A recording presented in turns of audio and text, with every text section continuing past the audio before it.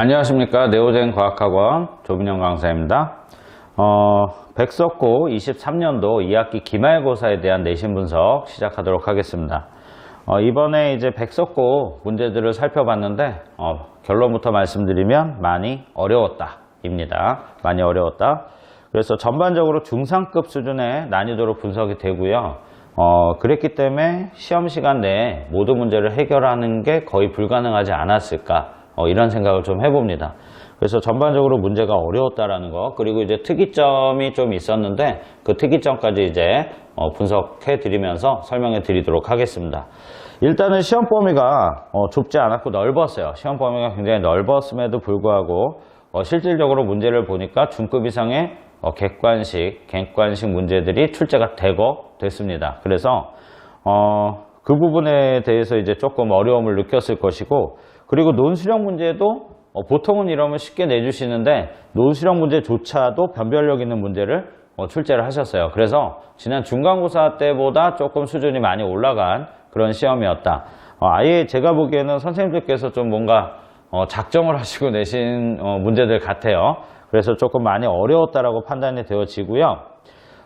특히 이제 이렇게 어렵게 출제가 되었다라는 것을 어떻게 알 수 있냐면, 일단 제가 이제 살펴본 모든 과탐 영역에서 고등학교 2학년 과정 내용들이 2학년 내용 과정들에서 이제 모의고사를 치는데, 그 모의고사 기출문제가 많이 변형이 됐고 EBS에서도 참조를 하셔갖고 문제를 출제를 하셨다는 거죠. 그러니까 이제 통합과학 수준의 문제가 아니고 이제 고등학교 2학년 과정에 있는 문제들을 가지고 이제 연관된 부분을 이제 변형 출제를 하셨기 때문에 그래서 이제 시험 수준이 많이 올라갔어요.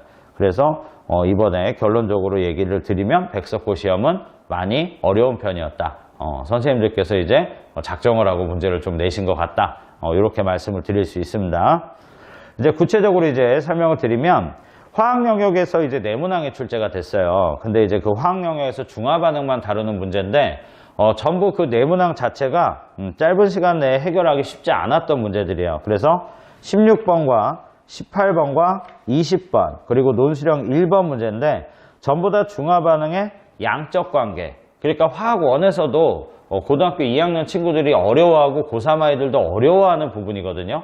근데 그 양적 관계에 관련된 문항이 모두 네모낭이 출제가 되었다는 거. 일단 그 네모낭 때문에라도 사실은 이게 만점 받기가 굉장히 힘들었다라는 거, 그거를 먼저 강조를 드리고 싶고요. 그리고 이제 화학원에 대한 심화학습을 했던 친구들이라면 모르겠지만 그렇지 않았던 친구들의 경우는 오답률이 굉장히 높았을 문제가 바로 지금 방금 설명드린 요 네모낭이라고 생각을 하시면 되겠습니다. 그리고 이제 지구과학 영역에서도 보면 자료를 주고요. 자료를 주고 그 자료를 가지고 있는 학생 본인들이 갖고 있는 배경 지식과 연계해서 해석하고 분석한 후에 답을 구하는 과정들의 유형들의 문제들이 나왔거든요. 근데 이런 유형들이 어디에서 주로 다루어지는 거냐면 지구과학 1의 모의고사 출제 유형하고 비슷한 유형이에요.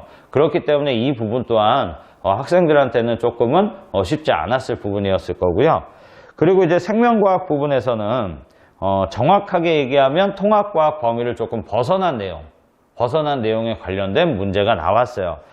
중학교 3학년 때 유전이라든가 염색체라든가 이런 부분들을 학생들이 이미 공부를 하고 올라왔을 텐데 그 관련된 부분의 문제를 출제를 하셨거든요. 그 유전 파트에 관련된 부분의 문제를 출제를 하셨는데 이제 문제는 중등 3학년 수준의 문제가 아니고 고등학교 2학년 생명과학 1에서도 어렵다라고 하는 부분에서 문제를 가지고 오셨단 말이에요. 그래서 이런 부분들 때문에 이 두 문항이 7번하고 8번 문항인데 이 두 문항이 학생들에게는 굉장히 낯설었을 것이고 조금은 힘들었을 것이다. 문제를 풀 때 당황을 했을 것이다 라고 말씀을 좀 드릴 수 있을 것 같습니다. 그리고 이제 물리 영역에서도 이번 시험에 많은 문제가 출제가 되었는데, 특히 전기에너지의 생산과 수송, 이 부분은 이제 많이 학생들이 어려워하거든요. 근데 그 부분에서도 9문항이나 출제가 됐단 말이죠. 그래서 이 문항을 좀 살펴보면 21번, 22번, 24번 문항을 한번 살펴보시게 되면 21, 22, 24번 요 세 문항이 일단 기본적으로 오답률이 조금 더 높았을 문제라는 거 이제 생각을 하시면 되겠고, 뭐 이제 22번이나 24번의 경우는 단순히 공식만 암기한다고 될 것이 아니고 실제로 송전의 과정에서 전자기 유도가 어떻게 일어나고, 그 다음에 변압기의 원리가 어떻게 되고, 그 다음에 손실 전력은 어떤 과정에 의해서 손실이 되느냐, 이런 원리들을 전반적으로 이해를 하고 문제를 접근을 해야 이것들을 구체적으로 계산을 할 수 있거든요. 그래서 이제 그런 부분들 때문에 요 세 문항이 이제 학생들에게는 오답률이 조금 높았을 것이다. 그리고 시간도 부족했을 것이다. 라고 이제 생각이 듭니다. 그러면 이제 화학 영역에서도 그렇고, 물리 영역에서도 그렇고, 이제 생명과학, 지구과학 영역에서도 그렇고, 전반적으로 이제 이번에 백석고의 시험 출제 경향은 일단 고등학교 2학년 과정에 물리원, 화학원, 생물원, 지구과학원 요 부분에서 문제를 끌고 내려왔다. 그래서 난이도가 굉장히 학생들한테는 어려웠을 것이고, 실제로 시험 시간 내에 문제를 다 해결하는 것은 쉽지 않았을 것이다 라고 결론을 져서 말씀을 드릴 수 있을 것 같습니다. 일단 백석고에 대한 내신 분석, 이번 기말고사에 대한 내신 분석은 구체적 내용은 여기까지인데요. 제가 이제 마지막으로 마무리 짓기 전에 말씀을 여러분들께 드리고 싶은 게, 요런 수준의 문제가 내년도에는 여러 과목에 나올 것이다. 과학의 여러 과목에 나올 것이다. 즉, 여러분들 지금 1년 동안은 한 과목에 대한 대비만 하셨잖아요. 그죠? 그런데 이제 내년도가 되면 적게는 2개, 많게는 4개 정도 과학 과목을 선택을 하셨을 거란 말이죠. 그렇게 해서 선택을 했기 때문에 그만큼 공부량도 늘어날 거고, 자, 공부량이 늘어나는 만큼 여러분들이 문제가 좀 쉬워지면 괜찮을 텐데, 문제는 분명히 더 지금보다 어려워질 수 있다는 겁니다. 왜냐하면 고3 수능 수준에 맞춰서 내신 문제들이 자꾸 업그레이드가 되고 있기 때문에 실질적으로 문항이 어려워지고 있다. 문제가 어려워지고 있다. 그 부분을 꼭 좀 미리 감안을 하시고, 이번 겨울방학 때는 적어도 내년도 1학기 중간고사 범위까지는 적어도 심화학습을 진행을 하시는 것을 적극 추천을 드릴게요.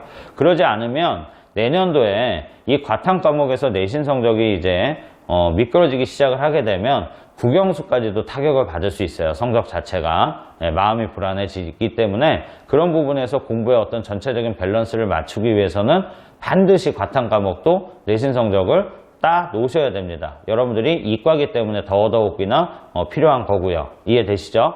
그래서 진짜로 이번 겨울방학 때는 여러분들이 선택한 과탐 과목에 적어도 1학기 중간고사 범위 정도까지는 미리 준비를 하고 대비를 하고 공부를 한 이후에 올라가셨으면 좋겠다라는 것을 마지막으로 당부드리면서 지난 1년 동안 1학년 생활하시고 고생 많으셨어요. 그래서 새로운 또 2학년 올라가시면서 내년도 대비 잘 하셔서 과학 과목에 대한 내신 성적 좋게 결과 받기를 기원하면서 이만 마무리 짓도록 하겠습니다. 감사합니다.